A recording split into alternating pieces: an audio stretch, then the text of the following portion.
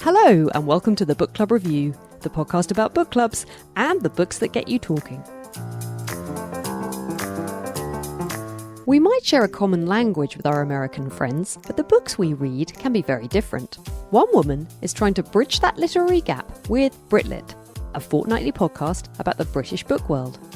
Including high-profile writers like Dolly Alderton and Elizabeth Day, Claire Hanscomb's interviews offer an insider's view of the British publishing industry. Each episode is also liberally sprinkled with book suggestions for your ever-growing TBR pile or that next book club pick. As the Atlantic lies between us, we got together over Skype for a chat that began with Claire's novel, Unscripted, and finished with a shelf's worth of book recommendations and some essential tips for anyone thinking of starting a books podcast. Before any of that, though, she explained just what it was that led an English girl from Suffolk to Washington, D.C. I have a slightly unusual story, which can make me sound a little bit weird sometimes. I got obsessed with a TV show called The West Wing about 10 years ago, and as a result of that obsession, two things happened. I started writing again, and I fell in love with America and wanted to come and visit. I came to visit Washington, D.C., and I absolutely fell in love with the city. And I ended up applying to do a master's in creative writing over here, and I came over in 2012. I thought when I was coming originally that I was just going to be here for a couple of years, but then my visa was longer and there were various ways I could stay. And then I was so happy here and I love DC so much that I applied to stay on a different visa for aliens of extraordinary ability, which is the best. That is great. When I got that visa, my friends threw me an alien-themed party, which was really sweet. Fantastic. And so now you're there indefinitely, or do you still have a limit on your time there?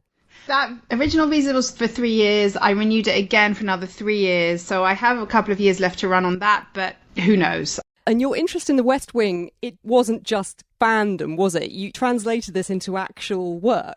Yeah, on a number of levels. Whenever I'm trying to list all the things I've written about the West Wing, it turns out there's actually quite a lot. My first byline in a national newspaper was in the Washington Post. I wrote an article about lunch with Bradley Whitford, who played Josh Lyman. And I also edited a short book by fans and about fans where people talked about and wrote about their love of the show and how it had changed them. So there's the writing side of things. And then it also inspired a few of my novels that I wrote as well. So yeah, it's had all kinds of impacts on all kinds of aspects of my life. It's strange and wonderful. I think it's really interesting. It felt like for you, maybe that was a real springboard into inspiring you in other areas of your life, like your writing. Tell us about your novel, Unscripted. I have been reading it, but I haven't finished it. I was feeling a little bit like I failed to do my homework, but then I realised it's good in a way. I don't want to spoil it for people, and I will finish it because I have to know how it turns out. You've got these 4 characters whose lives become intertwined. There's a kind of romance, a celebrity crush angle. Well, you tell us about it. Yeah, so Unscripted came out last year, and it's about a young woman with a celebrity crush and a determined plan. She has decided, because she's a bit of a crazy dreamer type, much like myself, that she's going to write a novel featuring a character inspired by her favourite actor. And she's somehow going to get this novel to the actor, and he's going to offer to write the screenplay with her. And then they're going to fall in love. That's her plan. Parts of that happen, but you'll have to read it to find out if all of it happens. And how it turns out in the end. There's a great unrequited love angle. And I just don't know how that's going to pan out. I feel like it could go either way, and I'm so interested to know where that story arc goes. I think when I was writing it, I wasn't totally sure how I wanted it to end, which actually might have helped with the writing. I'm not really leading the reader because I don't know. And one of the other things I loved about it, which I think you're very good at, is it has a real sense of place. A lot of it is set, or it goes back to the main character Libby's student days in Cambridge, and her friendship group comes from there. And I loved the way you wrote about Cambridge. You went there, didn't you? That's where you studied. You can tell that really informs the writing. But I thought you really evoked that place really well. And I thought something wonderful about the experience of studying there, which is a very uncommon experience in a way. Not many people get in. A lot of people apply to Cambridge. Not many people get in. I thought you conveyed something about that experience that I really loved reading about. And then also the other aspect of the transatlantic journey and then the cultural disconnect with suddenly being in LA and that world. I was really enjoying that. Thank you. Yeah, I had an amazing time at Cambridge, and the group of friends I made there are still some of my closest friends. And I have a lot of affection for them and my time in Cambridge. There's a lot to write about. There's a lot of beauty and quirkiness, and there is an underside that is not so pretty, but that wasn't my main character's experience. It wasn't my experience either. You could write a book about Cambridge that was completely different from what I wrote, because not everybody has an amazing time. And I was at King's, which is the one on all the postcards if you're listening from somewhere other than the UK, but it's also got this weird combination of, it's the famous one, but it's not the richest one, and it's not the one where all the really rich people go. It has this weird combination of Cambridge tradition, but also people trying to be radical, although looking back, not really that radical. But we thought we were radical at the time. And tell us about your day job, because in addition to doing the podcast and your writing, you also work in a bookstore, is that right? Yeah, I've worked in a bookshop in DC for about a year. It's a lovely little independent bookshop. I love it. I live in a part of DC that's very neighborly. There is generally a very neighborhood vibe, and the bookshop is very much at the heart of that. And people really rallied when everything closed down. I love working there. It's amazing. I love pressing books into people's hands, and I consider it a huge victory when I put a book in someone's hand and then they come to the till and pay for it and leave with it. It's great. Yeah, that is great. I don't think I always knew I loved a good bookshop, but this lockdown has made me realize how much I relied on bookshops to a certain degree for my mental health. You know, that feeling, maybe you're feeling a bit down, you're feeling a bit grumpy, and then you go into a bookshop and you see all these lovely books. Maybe you're buying one, maybe you have a chat with someone about one of them, and then you come out. And for me, that's always just such a kind of mood boost, like completely can reset my day. And not having had that, and you just don't quite get the same kick from browsing thumbnails on a screen, although I've done a lot of that, but it's just not, it's not a substitute. The summer reading season is coming up. How do you feel about the term summer reading? I actually like the term beach read. I feel like it's gone out of fashion, and I write for a site called Book Riot, which is a big American book blog type site, and they often have articles every summer. Any book is a beach book if you take it to the beach, and yes, that is true. But I don't know whether it's partly because I wrote what I consider a beach read, and I'm like, I want to be able to call this something, and that's what this is. And I definitely read a different kind of book on the beach, or I guess on the metaphorical beach this year. And I love the opportunity to just escape into a different world, which I think this year is going to be even more important. Absolutely. And I think, yes, people can't actually go away. In a way, this year is going to be the year that beach reads are more important than ever, because we're going to want to dive into books that just transport us, but maybe don't make too many demands of us. I think for me, that's something to do with it. You want to read something that absorbs you, and you want to read about characters that take you away, and you want something that keeps you turning the pages, but maybe you don't want something that really wrenches at your soul or means you have to fiercely concentrate. It's that kind of magical combination, I think, that makes for a good beach read in my book. Yeah, that's exactly, I think, how I would describe it. And I also have this kind of secret metric, which is, can I read this tipsy? I often go on holiday by myself, and one of the things that I do is I have a glass of wine with lunch and read my book. And I can't do that if it's, I don't know, the latest literary fiction by some kind of, even beautifully written, in fact, especially beautifully written literary fiction, because I want to focus on that and take my time. But I want to read something I can read tipsy, but I still want it to be well written. So it's like, there isn't just any book. There is definitely a kind of, it's got to be smart and well written, but also easy to read, which is like, I'm not demanding at all, I'm sure. But yeah, if I could follow it tipsy and still remember it, then that's basically my favorite kind of beach read.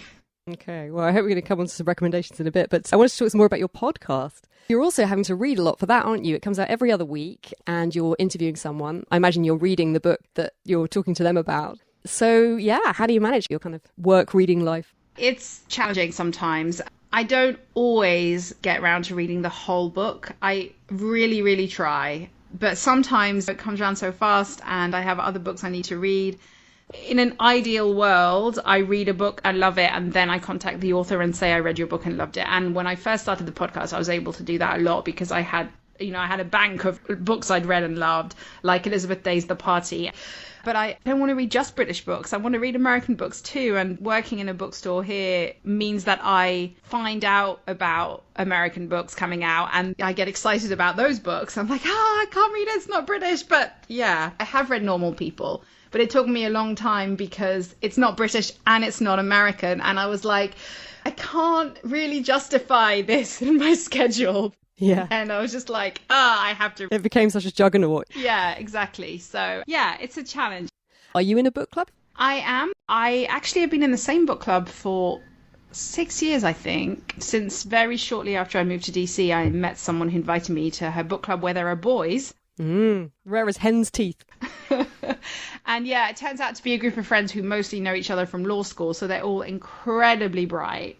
The first book I ever read with them, I went and they immediately started talking about the racial allegories in the book, and I was still at the stage of like, but can someone explain what actually happened in the book? It didn't make any sense to me. Thankfully, I went back.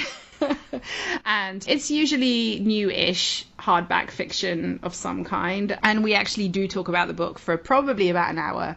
And there's always wine and cheese. We also sometimes read plays together. We do it very occasionally, but a couple of Fridays ago, we actually read a play over Zoom, which was really fun.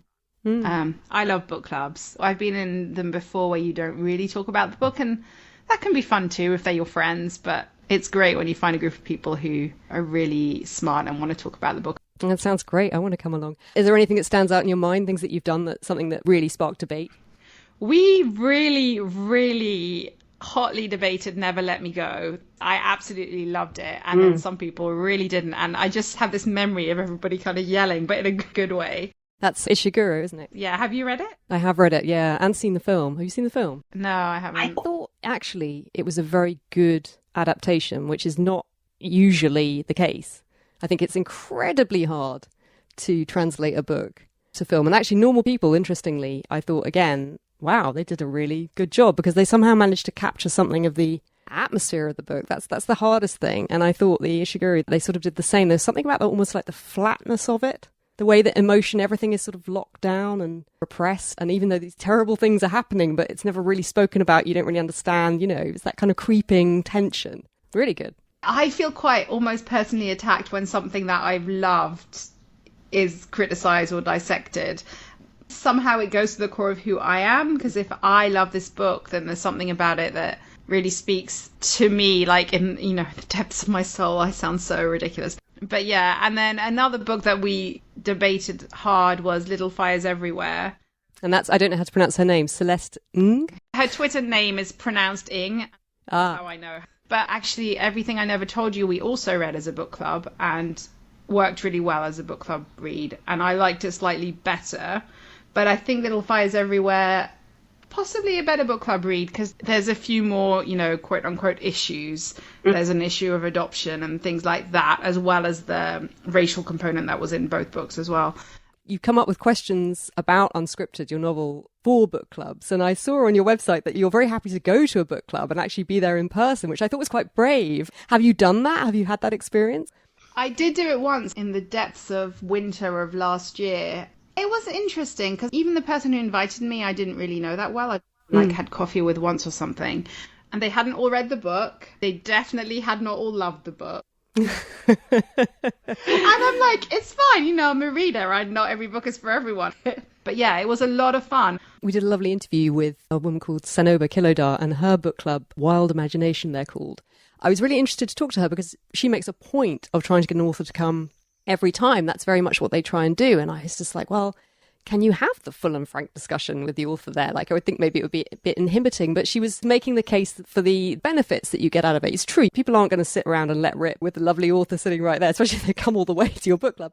But her point was that if you have the author and you can talk to the author and you can really understand about where the book came from and some of their research and the process they went through, her experience was that it just enhances your appreciation of the book. It's an interesting extra dimension in how you might engage with the book. And I thought that was really interesting because we've never had an author at our book club. I would be so worried and protective of any authors that were to come because my lot can be quite fierce. Well, I have also heard of book clubs that do this kind of thing where they have, for the first half of the meeting, they just have a normal meeting and then the author shows up. It's a good idea. Or even the first way around is probably better because then people can get all that stuff off their chest. And then they can go into asking them more neutral questions. Tell me more about your podcast. I don't get much listening time in my life at the best of times, mainly because I have small children. As anyone with small children will know, you're kind of always listening to them. So, even when they're upstairs napping, you still kind of have to keep an ear out. And so one of the things that I've not really been able to do for the last few years, and I miss so much, is just being able to plug my headphones in and kind of listen to music or listen to podcasts and really switch myself off. And also then the little time I do get, like you, I'm sure the same is true. I'm often working on my own podcast and spending a lot of editing time in that. Anyway, so this week, I had this excuse. I've worked and I was able to say to my family, I have to listen to this. And I carved out all this time. And I've had the nicest time this week just going back through your wonderful shows. So many brilliant interviews. You pointed out a couple of your favourites. I love the one with Dolly Alderton. She's someone, if anyone's listened to her podcast, The High Low. Also, I've had quite a few other interviews with her. It almost feels like someone I'm quite familiar with hearing her, but actually hearing her on your show, I felt like it was a really nice, wide-ranging conversation and things that I hadn't heard before that kind of just gave me a bit more insight into what she's like. I loved it. And I also enjoyed very much your interview with John Mitchison, who runs your publishers, Unbound. It was really interesting hearing him talk about the model for that, the way that they're taking a very old-fashioned way of publishing in a way by patronage and subscription and reinventing that for the digital age. He also makes this wonderful podcast, Backlisted, with Andy Miller, that loads of people will know and love, I'm sure. It's such a brilliant show. But it's so interesting hearing about that. And again, just wonderful behind-the-scenes stuff that I absolutely love. So they've been great. But anyway, tell me, what made you start it? What led to you wanting to do that? I've been listening to podcasts for a long time, probably about a decade, which is kind of really funny because I feel like most people discovered them a couple of years ago. And I was like, oh, this is not a thing people have been doing for ages. Okay. The earliest podcasts I listened to were actually mostly repurposed radio shows. So lots of BBC Radio 4 programs were turned into podcasts, including Books and Authors, which is a great podcast and actually taught me a lot when I was first sort of starting to write. It really helped me a lot and pointed me some great books to read and learn from. And I discovered a podcast called Book Riot, which is a podcast of American sort of news from the world of publishing and books.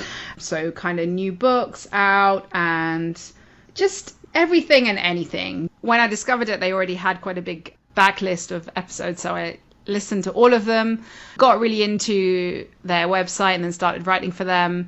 And realized at the end of 2016, so a few years afterwards, that I really had dived so hard into the world of American publishing that I didn't have any idea about British publishing. I think what happened was I realized Nina Stibbe had a new book out, and I love Nina Stibbe, and I didn't even know that she had a new book out because she's not that well known over here. And yeah, I was like, how could I not have known this? And then I kind of looked through my list. I was like, because I've only read American authors all year. Like, I think there had been one French author that year or something that I'd read. So then I started thinking about it and also started thinking about the fact that I didn't know of any podcast that only focused on British books. And at the time, Book Riot was doing a section on their podcast where they were talking about the books coming out that week and what they were reading and things like that. And I didn't know of any podcast that did that at all with a focus on the British world. And so I sort of at the beginning wanted to do a British Book Riot type podcast, but theirs is a chat-based podcast and I didn't really have like a natural co-host. Also, I'm a bit of a control freak. So I thought, okay, I'll do it solo, but I don't really like podcasts where people just talk. And so that's where the interviews came in. Are there any particular books that have come up for you that you've read or things that you would recommend for people, either for book club or for lockdown reads? This is the other thing, isn't it? There's a sort of certain book, I think, that can help us transcend that anxiety that's making it hard for us to concentrate. I find certain books have really hit home in a way that other things, it's probably not the time to sit down and try and read Don Quixote, or Ulysses. Although, War and Peace, actually, because it's such a page turner, I feel like it's probably not a bad lockdown option. I think that a lot of us are having trouble settling down with a book and really concentrating immediately and getting into it. And I think one solution to that is to read books that are in very short chapters or in letter form, so that if you don't concentrate, if you find that this session is not working for me, it doesn't matter because you've read one letter or one short chapter or whatever. But if they're good enough, they grab you even though you can't concentrate, and then you keep going. There's a book called The Roxy Letters that came out in April by Mary Pauline Lowry, and it's a little bit ridiculous. It's about this girl in Austin, Texas in 2012, and she is dismayed that her beloved town is becoming gentrified and chains are moving in and kicking out local places. So she organizes a protest. But in the process of all this, she has this ridiculous boyfriend and, you know, she meets this crazy friend. And it's all written in letter form. And so they're short, but it's also really fun and ends up being really touching. And 2012, with the benefit of hindsight, just feels like such a golden time. I've been telling people to do rereads, and so Bridget Jones's Diary fits into the category of short chunks. The Secret Diary of Adrian Mole as well, both great diary-based books. Another great book is Daisy Jones and the Six, that came out last year by Taylor Jenkins Reid, and that is told as if it was an interview. So it's basically all dialogue with lots of white space. And it's a fantastic book. I loved it. But it also has this kind of, okay, if you can't concentrate, you will probably be gripped by this book anyway. But even if you're not, it's okay. You can just read a few lines and stop.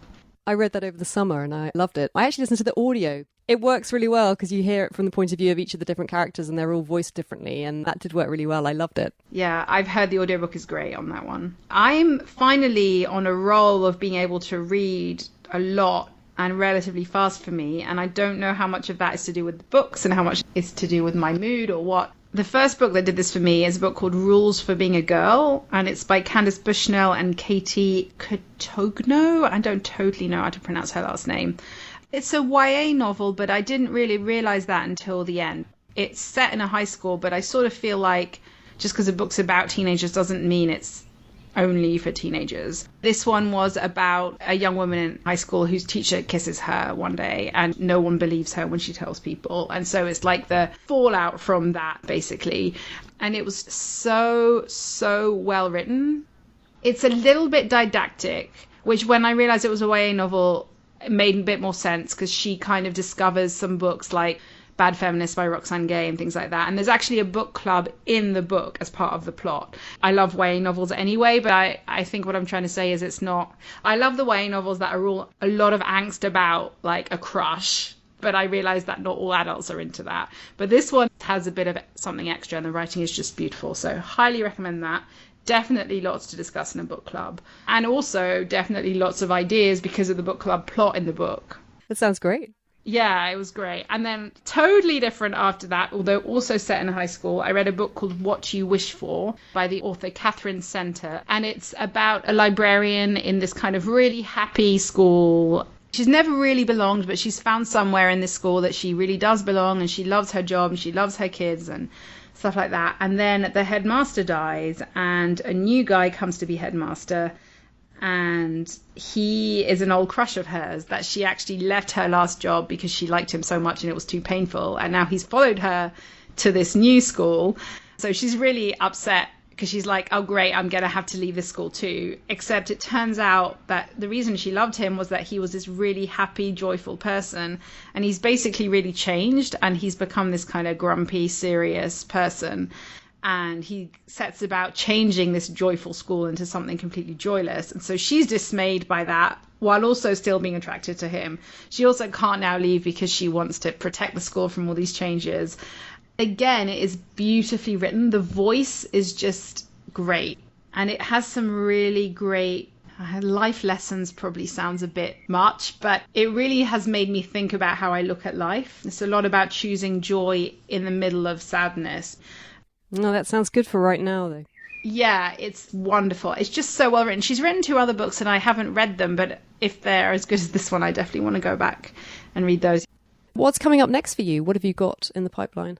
I've got Head Over Heels by Hannah Orenstein. Is just arrived yesterday from a publicist, and it is about the competitive world of gymnastics, and it's written by a former gymnast, which for that kind of novel, I like to read something by someone who really knows it from the inside. I get obsessed with gymnastics every 4 years during the Olympics. It's a romance novel. I've read another book by her, which I liked, didn't love, but I liked it enough to give this one a go because it's a subject that I get obsessed with once every 4 years. I also got sent a book by a publicist. She was sending me a different book and she said, I'll put something else in there that I think you might like. I was like, oh, interesting. It's called The Book of Hidden Wonders. It's by Polly Crosby. And it's basically about a young girl whose dad is an author and who put clues to their family life in his books. And he passes away and she basically looks through the books and tries to figure out mysteries in their family. I love a book about books. I love a book about books. So yeah, I'm really intrigued. I'd never heard of it before, but it actually looks like the publicist might have sussed me out on that one. Quite often on your podcast, you're teasing out information for people who might want to get into the publishing industry. But I was wondering actually if you had any advice for anyone who wanted to get into book podcasting. What would you say to them? There's a famous novelist once who was asked this question about writing, and his answer was something like, have a lie down, it will pass. But more seriously, it's a lot of work, which I'm sure you have also found. It's more work than you think it's going to be. Well, I have a partner to share the load. Yeah, obviously there are ebbs and flows of motivation and excitement. And one of the great things about doing it with someone else would be that, if I'm having a tired week or, if I'm just feeling discouraged or whatever, if there's two of you and the other person is hopefully having a different week, then that's got to be helpful. If you can get a partner, I definitely would recommend that. But also the chemistry needs to be right. So I wouldn't just pluck a stranger off the internet. I suppose finding your voice as well. There's so much out there. Yes, there are a lot of book podcasts. I mean, a lot. I'm always finding new ones. I'm kind of amazed how many there are. And you don't have to do this, but it can be really helpful to try and find an angle that is not everybody else's angle. So this podcast is the book club review podcast. It's specifically what books are good for book clubs. Our enduring obsession with book club never gets old for us. And I mean, that, as we've just discovered, that can branch out into a million different things. That's what we love about it. But this starts out with that kernel of this is our focus. And mine is the BritLit podcast. That doesn't mean I only talk about British books. My guests are not instructed to only talk about British books when I ask them what books they like. And I have actually interviewed Americans as well about British books. But it helps narrow it down. It helps you find your audience as well. I mean, you don't have to do this. There are plenty of general book podcasts out there. But when I'm looking through to try and decide what to listen to, I do read the little summary, and I like it when it's something a bit different. Generally, I would say don't be in a rush. So spend a few months reading books by authors that you think you might want to interview, if interviewing is even a thing you want to do, because not everyone does that on their podcast. Read around, and if you're not already on Twitter, being really active in the kind of bookish Twitter community or Instagram, or, there are various corners of the internet where bookworms gather. But yeah, Twitter and Instagram are definitely two big ones. And just make friends and don't try and push anything, and be genuinely enthusiastic about books that you love to the author, but just in general, because that will help build up goodwill, and it will also help you find the kinds of people that you want to interview on your podcast, or that you want to help you get the word out about your podcast. Yeah, so get involved in the bookish world. But hopefully, if you're thinking about doing a bookish podcast, you're probably already doing all those things. Read enough that you can fall in love with enough books to be genuine about them, I think would be one of my pieces of advice. Well, Claire, I hope you don't get discouraged, because you're making a wonderful show, and I'm certainly so happy that there are all these brilliant episodes that I can go back and listen through in my fragments of leisure. Well, thank you so much. That's really kind of you to say, and I love your podcast too. It's been so great having you on. It's been so lovely talking to you in person, and yeah, well, hopefully we can do this again sometime. That would be really, really nice. Yeah, I really love that. Thanks so much for having me.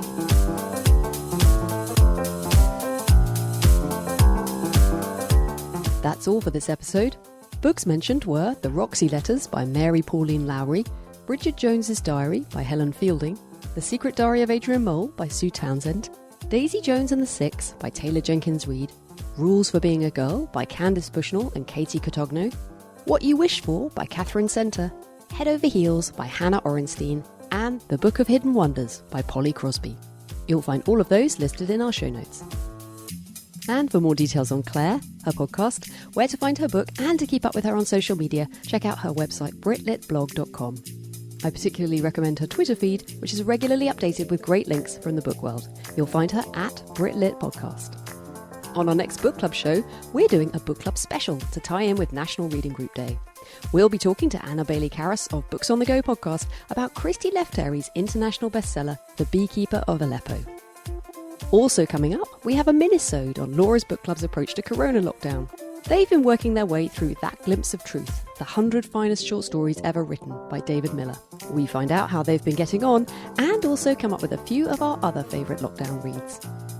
If you'd like to see what we're up to between episodes, follow us on Instagram or Facebook at Book Club Review Podcast, on Twitter at Book Club RVW Pod, or email thebookclubreview@gmail.com. And if you're not already, why not subscribe to us on iTunes or wherever you get your podcasts? If you like what we do, please do take a moment to rate, review and subscribe to us on iTunes. It helps other listeners find us and means you'll never miss an episode. But for now, thanks for listening and happy reading.